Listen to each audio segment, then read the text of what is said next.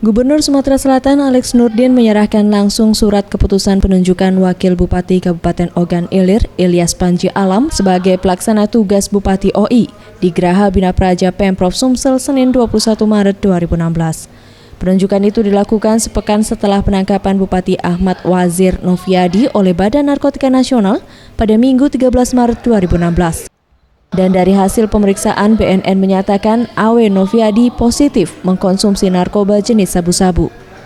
Alex Nurdin menegaskan PLT Bupati OI bertugas dengan seluruh kewenangan, kecuali hal yang sangat penting harus didiskusikan terlebih dahulu dengan Gubernur Sumsel. PLT Bupati tidak diizinkan melakukan penangkapan dan pemberhentian pegawai, namun harus dalam pengawasan Gubernur Sumsel dan Kemendagri.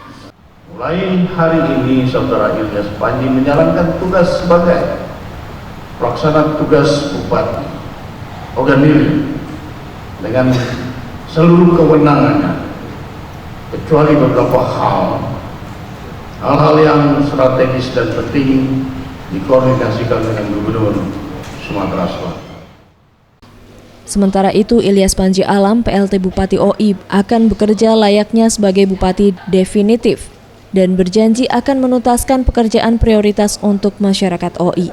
Sebelumnya, Pemprov Sumsel telah menerima SK pemberhentian sementara Awe Noviadi dari Kementerian Dalam Negeri pada Sabtu lalu, dan SK ini bersifat hanya sementara hingga ketentuan dan permasalahan yang menjerat Bupati OI Awe Noviadi terselesaikan dan baru akan dilantik definitif.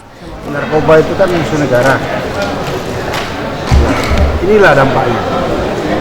Jangan coba-coba dekat dengan narkoba itu. Ingin membawa Ogan Ilir ini menjadi kabupaten yang terdepan di Indonesia. Mega Dwi Handayani, Gusti Putus Mertayasa, Sriwijaya TV.